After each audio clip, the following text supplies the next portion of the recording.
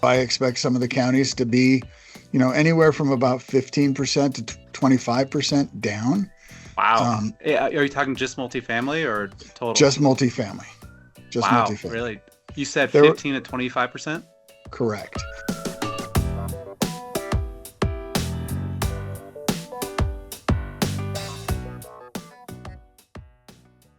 Welcome back to another episode of the Brinkman Report. It is property tax season here in Colorado.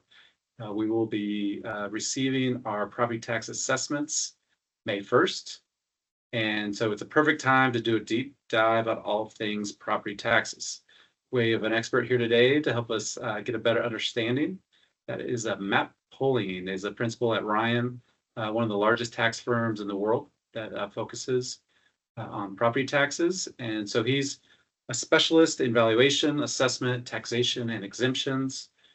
So he's really the perfect person to help us know what to expect when we do get our assessments and create a strategy on how to manage those and minimize cost. So we'll focus on Colorado to start, and then compare and contrast with the other Western states as well. So Matt, thanks for joining. Thank you, Kevin. It's my pleasure, and really appreciate the invitation. You bet. So let's jump in here. Let's start. Maybe could you walk us through how a property tax assessment, how the process works in Colorado? And I think that's a good way to maybe set the stage. Absolutely. So in Colorado, we reassess every 2 years, operating properties at least. Development properties are on an annual reassessment, but let's focus on operating properties. So every 2 years, we get reassessed in the odd numbered year. So that would be in 25, 27, 29, et cetera. That's based on data value that is 6 months prior to the end of to the beginning of the year, actually. So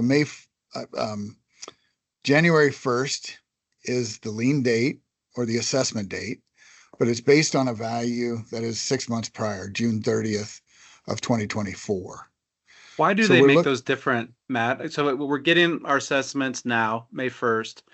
Why don't they just make those dates the same? If the lien date is end of the year, why don't they just make that assessment date too? Yeah, that would be something that the legislature could think about. And in fact, it has been recommended to the legislature because of the disconnect in values between June 30th of an even numbered year and January 1st of the odd numbered year. Okay, so the assessment we're getting now is the assessment of June of last year of 2024.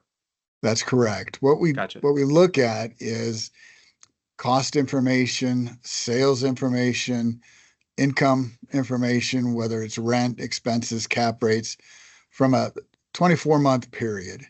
It's from 7/1 of 22 through 6/30 of 24. And of course, the data that is closer to 6/30 of 24 is more representative of value as of that date. So we focus on the end of the period. Gotcha. Okay. And then if you could take us through what's the process after that, after people get their assessments? Yeah. So as you mentioned, May 1 is this when the assessments have to be in the mail and have to be published online. And then we have until June 8th to file to the first level of appeal, whether that's called the Board of Assessors, the written objection level. It's known as different things. But technically, it's June 8th. This year, it actually is going to be June 9th because the 8th falls on a Sunday. Gotcha.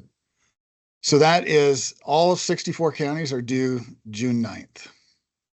Any guess? I'm just interested on any idea, like what percent of property owners kind of protested or appealed the last time? And I wondered if you think it's going to be higher or lower than that this year. Yeah. 23 was a record number of appeals. Okay. It was the highest it has ever been since the laws changed back in 1987. There was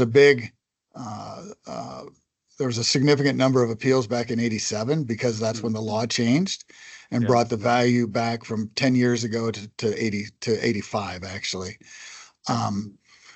And this was bigger than that. And the reason was because single-family residents got hit so hard in 2023. The average increase in the front range was between 35 and 45%. Wow. And that was just the post-COVID run-up in values, right? That's correct. That's correct. It was, June 6th, June 30th of 2022 was really pre-interest rate before we felt it in the market. The Feds would start raising rates, but we didn't feel it in the market until August or September. Yeah. Well, what were those percentages again? Do you say they went up how much? 35 to 45% for single family. So did the revenue to those taxing authorities really go up 35 to 40%? They went up. They wouldn't go up that high because of the assessment ratios and the mill levy. So there's always, three components that we have in Colorado to calculate taxes. The only one we can really control is value, but there's also the assessment ratio that the legislature is involved with. And then it's the mill levy, and each mill levy is set by the various districts that are included in that area. Tax rate area is what we call it. Gotcha. So in Colorado, we pay property tax in arrears. So we're talking about we're going to be paying these property taxes next year, but if we want to appeal them, it's this year, and it's for a valuation date of June 30th of last year. So I think that kind of confuses some people, but for those listening, they really have until that June 9th to appeal that assessed value if they want to, right? That's accurate. So June 9th is our deadline for this year.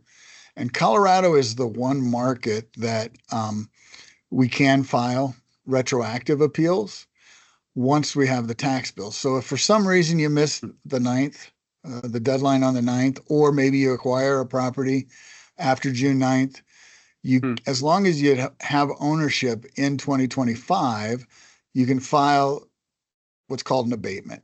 And that abatement you can't file until January when you get your January 26th when you get your tax bill.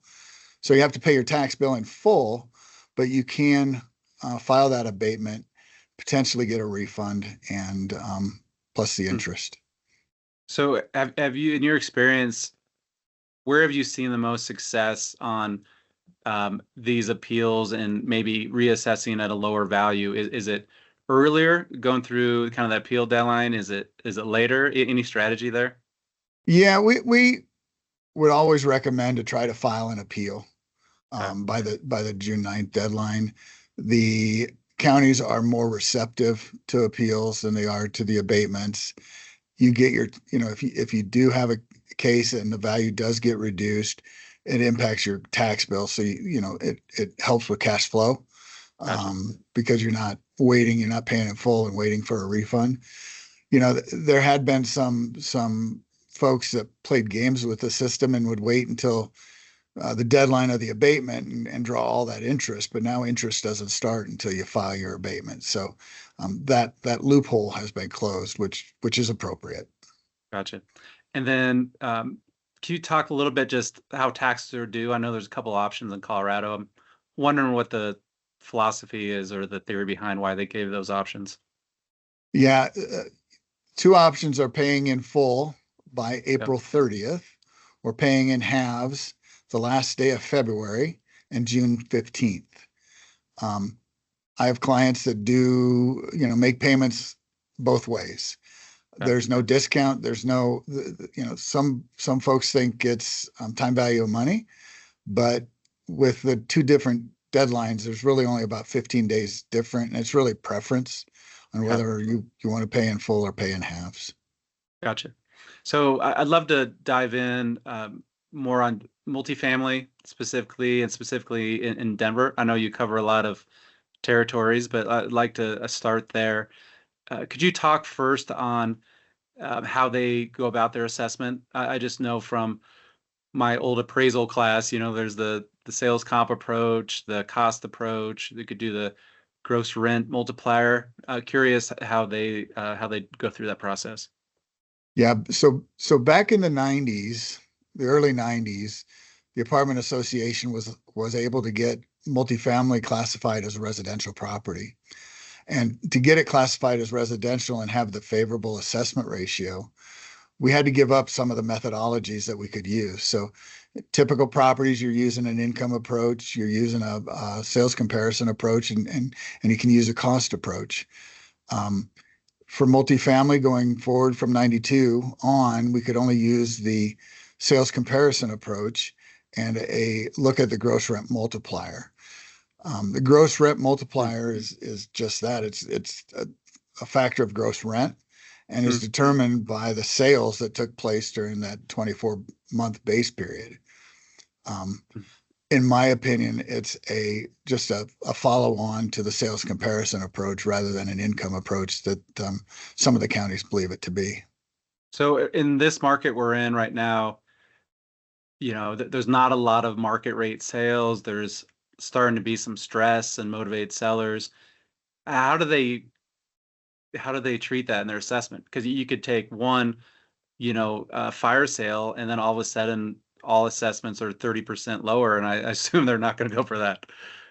Yeah, the one thing I will say about most of the Colorado the assessing community is that they do look at market value. So when we're in an up market, our values are going to go up, and when we're in a down market, our values are going to come down. It's always going to be relative to the prior reassessment. So in the counties that are aggressive in chasing that value up, they're going to have to come down. And so I expect some of the counties to be, anywhere from about 15% to 25% down. Wow. Are you talking just multifamily or total? Just multifamily. Just wow, multifamily. Really? You said 15 to 25%? Correct. Interesting. Now, okay. That is the aggressive counties that were aggressive in 2023.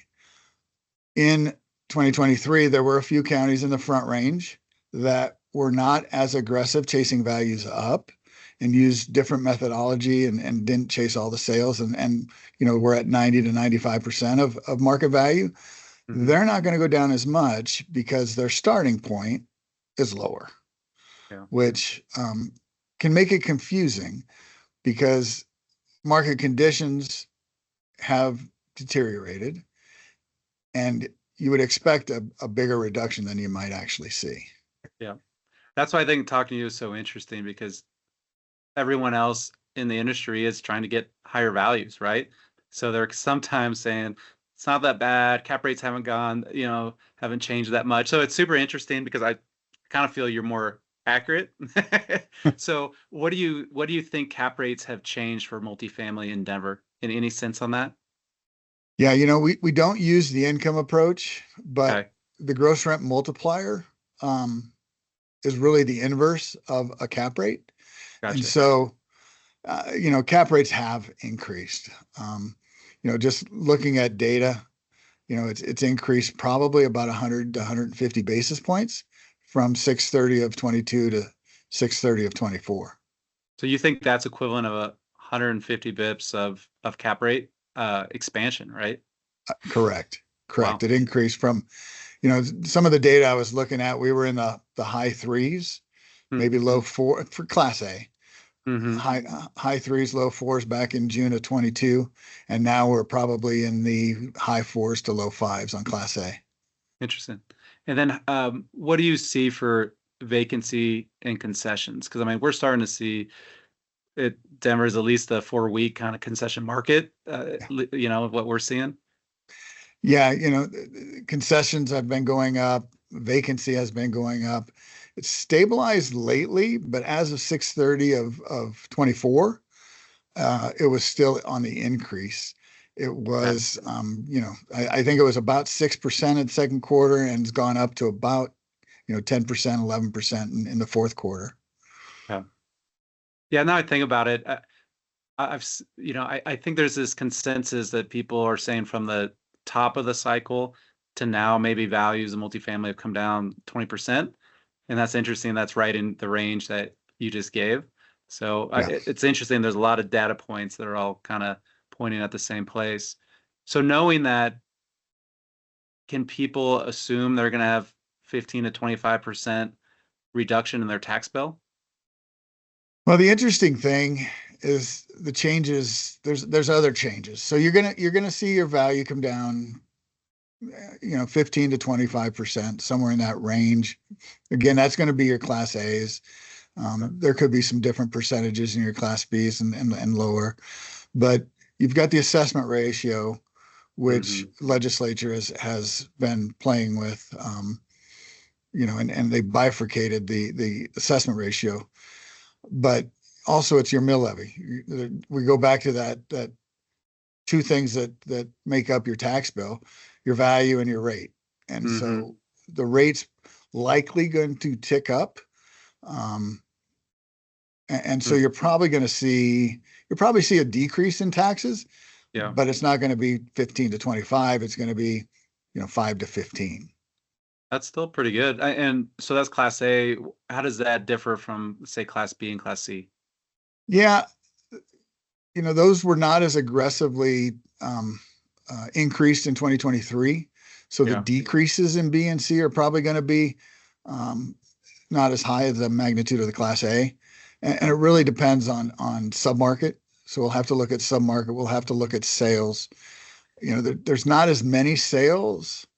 In a down market, there's never as many sales as there are in an up market. Yeah. And so we're just going to have to see what we can find in terms of sales and what it's going to turn out to be. And again, this is not, these are averages, and these are spread out across all properties. And so an individual property could differ from these numbers. Yeah. I'm curious, do you know offhand just what you think for the other asset classes would be? I'm just curious what like office and retail and hospitality and industrial would be. Yeah. Office is clearly going to come down. Yeah. That in certain submarkets, in most submarkets, you're going to see decreases in CBD. You're going to see decreases in DTC. Yeah. You should probably see some decreases in Rhino. Lodo's held on fairly strong, although small decreases maybe in Lodo. But Cherry Creek, we're not going to see any decreases in Cherry Creek. That submarkets were doing the best. It's one of the best in the entire country. So that's office. Hotels, 6/30 of 22 was still impacted by COVID. Yeah. So you're going to see increases in hotels, probably in the magnitude of 10%, 15%. Wow. You're going to see increases probably in industrial. Now, industrial's been impacted by cap rates. So have hotels. Yeah. But the counties have not been overly aggressive on industrial values in many cases. We had been seeing sales in the 200 a foot range, brand new properties, warehouse distribution, 200,000 square feet. We're seeing them in the 200 square. We had been seeing them in the 200 square feet. And they were assessed at 150. Gotcha. Now they're probably closer to 160 to 170 maybe per foot, based on the few sales that there are out there. And then, if they could go up slightly, from 150 to 160 or something like that. Okay. So small increases. Retail's held its own, and it's after COVID, it's back on its feet. We're going to see increases in retail. It does depend on what type of retail. Grocery store anchored is still doing really well. Your covered malls are doing not as well. And so, it really depends on what kind of retail. So I think a lot of apartment owners are going to be happy to hear if their tax bill goes down 5 to 10%, because we've had so much pressure on taxes in the past, insurance, labor. So that would be great news. What are your most successful strategies in kind of appealing property taxes? Is it finding a couple good comps that, can help you bring down values a little bit, or how do you look at that? Yeah, I think number one is communication. Communication with both the assessing community as well as the owners of the property. We have to tell a story, and we have to know the story before we can tell the story. So if you've got a property that is struggling because of collections, we don't always think about collections as being part of the vacancy and collection loss. So, that's something, especially Bs and Cs we need to focus on now is that collection. We also, but that has to be communicated to the county. The county can't make adjustments to values without information. And so sharing the information that you have is going to be key to any successful appeal. Specifically, we look for what we think are the most appropriate sales to compare to the subject. And then we also look at what adjustments should be made.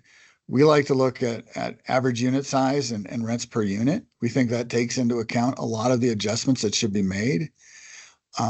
One other factor that we look at is in appraisal, it's called market condition adjustment. In the assessing community, it's called time trending.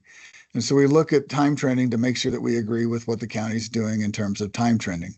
We know it's going to be a negative time trend. So values are going to go down over time this cycle, which is abnormal from what we've seen in at least since the Great Recession. So I know it's hard to do, but if just there's so many different markets as we look through kind of the Mountain West and Pacific Northwest, but just broad strokes, do you see multifamily kind of assessments being down maybe 5 to 15% on general, or is it, how do you look at that? Yeah, I think Portland, it's down about the same. Okay. Salt Lake City, it's probably not down quite as far, maybe 10%. And then Seattle, the other big city that I work in, it's probably down about that same 10%. So it hasn't been impacted quite as much as Denver has. Portland and Denver are fairly similar in terms of value degradation. But the other two markets, Salt Lake and Seattle, I think are doing a little bit better. Yeah, it's interesting. On our new acquisitions, we're not assuming, say, next year, property taxes go down, but there definitely could be some savings when we're underwriting properties there. Any idea on Boise? Do you work in that market at all?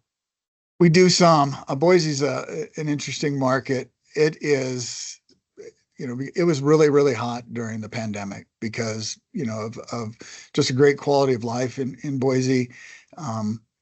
I would consider that more like Seattle and Salt Lake than I would Denver and Portland. Gotcha. And then I know, say like Colorado is a disclosure state. There's some out there that are non-disclosure states. Right. Would you mind explaining the difference? And then how do you go about your job if in a non-disclosure state? Yeah, so the difference between a disclosure state and a non-disclosure state is whether or not you have to report your transaction price to the county, and when you record your deed. So in Colorado, in Washington, in Portland, you have to pay a transfer tax or a dock stamp tax. And so that gets recorded and the counties can see it. They can see what value a property traded at. The counties in Colorado don't necessarily chase those sales, but they do include the subject sale as one of their comps, and they get very, very close to your sale price, assuming an up market again. In a down market, they're not as aggressive downward as they are upward. But in a non-disclosure state, we typically have to go to a different methodology to value the property. It's typically valued on an income approach. And most of the time, multifamily especially is valued on an income approach in most states, but not in Colorado. I'm just thinking through kind of pro forma projections. So the next assessment will be June of 2026, right? Correct. So I don't know. I don't see values really running significantly between now and then.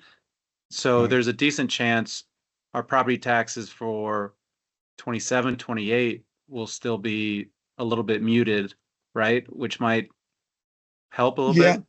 Yeah, the values, I don't think, it depends on new construction and how many units we're bringing online. And I know we're working through our backlog or our, planned units.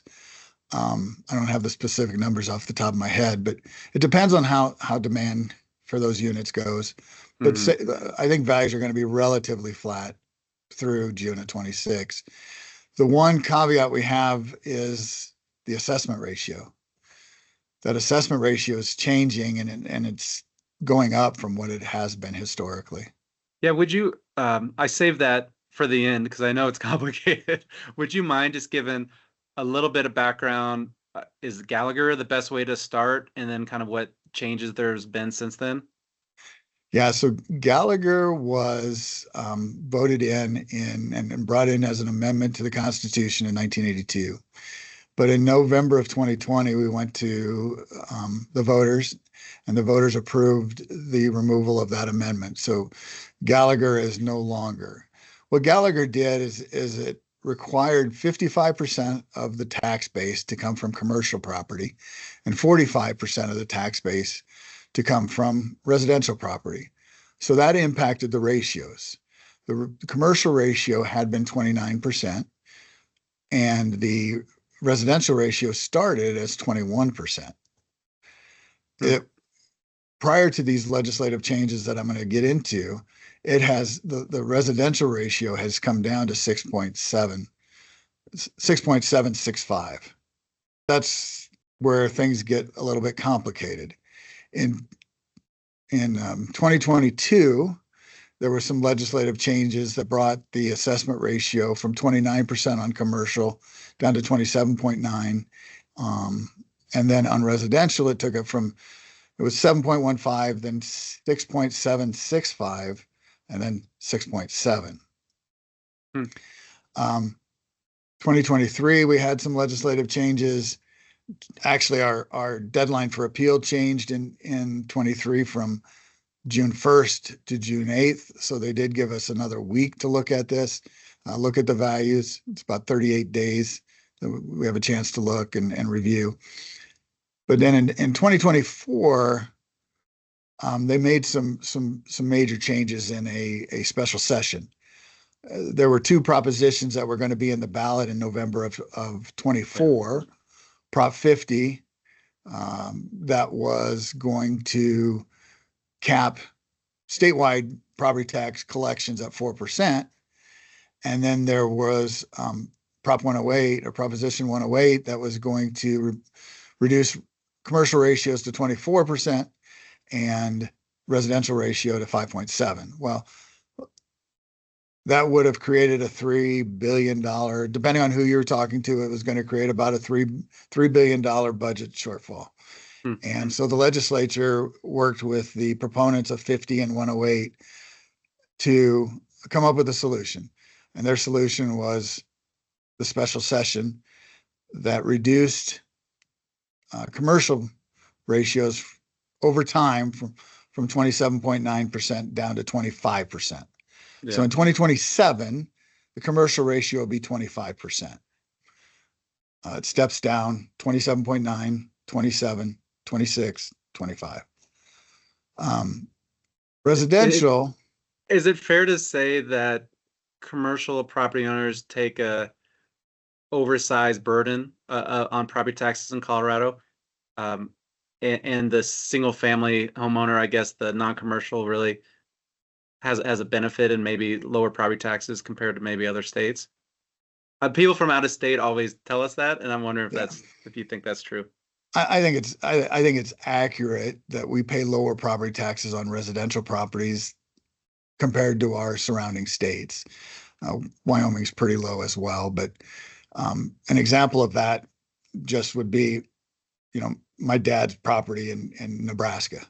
He owns a $350,000 home that's being taxed at about $6,000. Yeah. The $350,000 home in Colorado is going to pay roughly half of that. Yeah. About $3,000. So, but then you look at property taxes and triple nets and some of the commercial tenants, and it's a huge burden and a big disadvantage. And I think that's some of the struggles we're having with a lot of restaurants and vacant retail in places like downtown. That's one of the reasons for sure. Yeah, and that was the reason for Prop 50 and Prop 108 is because the commercial taxpayers have just been bearing the brunt. I mean, 55% of the load.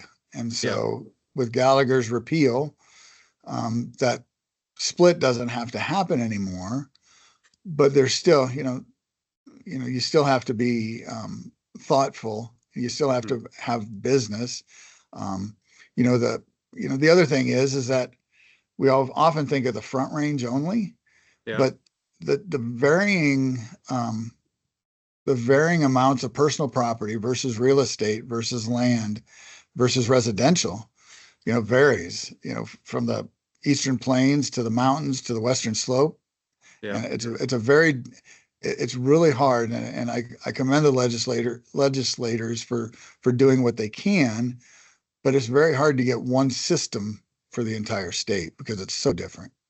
Totally. Huh. What's the highest property taxes you've seen on a property in Colorado? Yeah, I've seen a mill levy at 208 mills, which is over 6% effective tax rate. It was a small strip retail. It was a very the metro district itself was not very big, and so that's so the over a highest 10-year period, they're paying 60% of the value of the property in taxes. Yes. Wow. Yes. That's wild. And then my final question for you, I mean, do you think these laws of how we're looking at property taxes in Colorado are going to change? Are they going to stabilize for a little while, or is there anything coming down the pike? Yeah, we're hopeful that this stays the same for a while. The assess we didn't get into the residential assessment ratios very much, but those are really convoluted and really tough. So, I mean, the systems that use to calculate the taxes are going to have to change, and so it's going to take time to do that, and it takes money to do that. So hopefully, we don't see many more legislative changes, and the goal is to minimize those changes. Yep. Awesome. Well, thank you, Matt. Thanks for joining me today.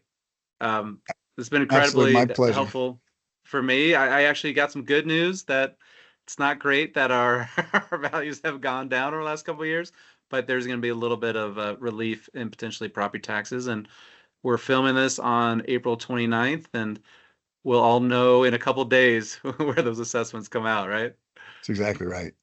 So for those that want to connect directly with Matt, we'll have his contact info in the show notes. And thanks for tuning in. We'll see you next month. Thanks again, Matt. Thanks, Kevin. Appreciate it.